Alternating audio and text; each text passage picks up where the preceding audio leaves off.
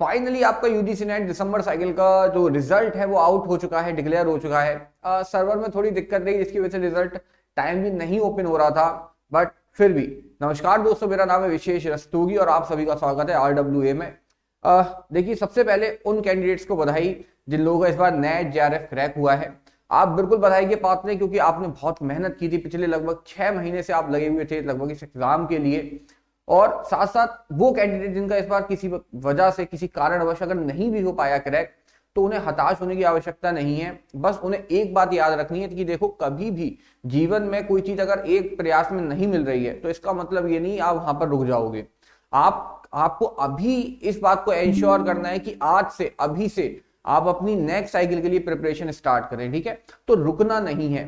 फिलहाल आज के सेशन में हम लोग बात करने वाले हैं कि कितने लोगों का नेट हुआ और कितने लोगों का जेआरएफ हुआ हमारे लॉ के सब्जेक्ट में, क्योंकि लॉ पढ़ाता हूं मैं तो भैया लॉ ही बात करेंगे सेशन के अंदर, ठीक है?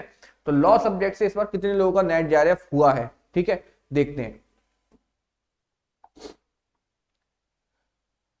देखिए, अगर बात की जाए अनरिजर्व्ड कैटेगरी की, अच्छा, कट ऑफ में भी इस बार अंतर देखने को मिला है। मैंने पहले भी अपने सेशंस में आपको बताया था कट ऑफ इस बार थोड़ी हायर रहेगी। और एक बात बहुत ही ज्यादा बिल्कुल एक अटल सत्य आप कह सकते हो, जो दिसंबर साइकिल वाला एग्जाम होता है ना, यहाँ पर पेपर थोड़ा सा क्या भाई साहब लोअर लेवल पर बनता है आपका जून साइकिल के कंपैरिजन में, ठीक है?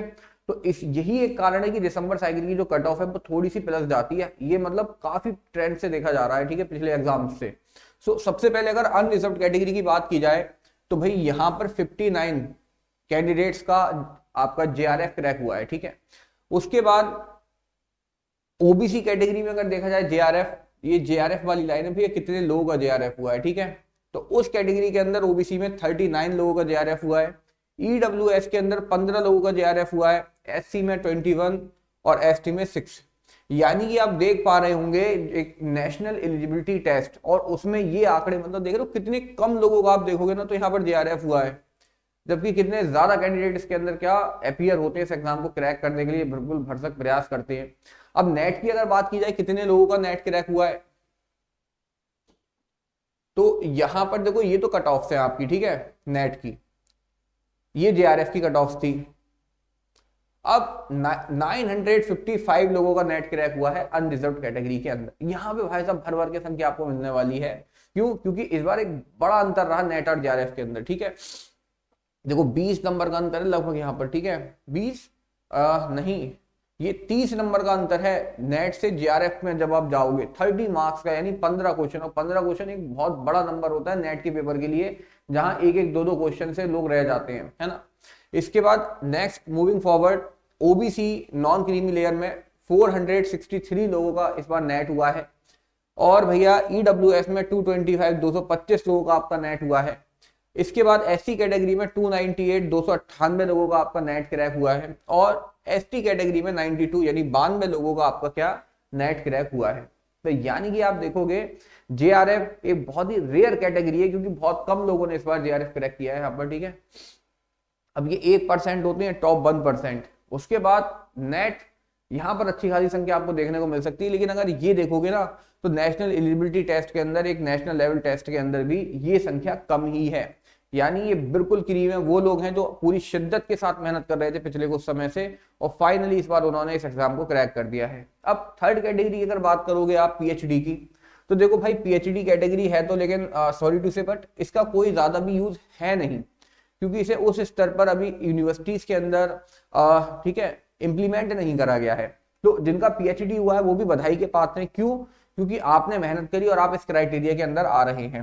लेकिन अब आपको करना सिर्फ इतना है, आपको अपना नाम अगली बार इस लिस्ट में या फिर इस लिस्ट के अंदर, आपका गोल तो इसी लिस्ट का रहना चाहिए, यहां पर आपको क्या करना है, सिक्योर करना है।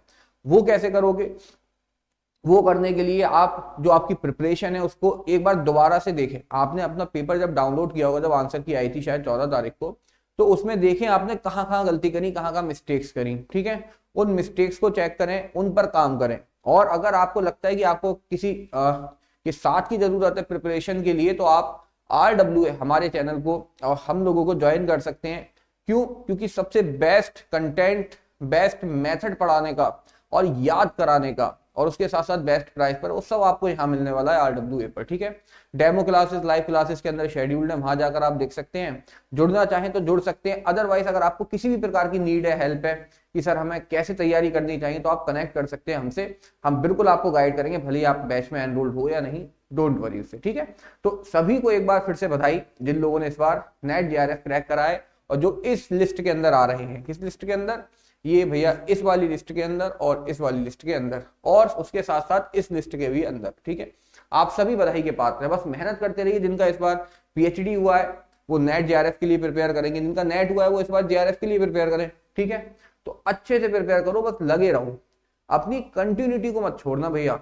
एक जो की है नेट JRF क्रैक करने की, वो है आपकी सततता, है ना। लगे रहो भाई, है ना, ठीक है जी। तो सबको एक बार फिर बधाई, मिलते हैं आपसे नेक्स्ट सेशन में। Thank you so much.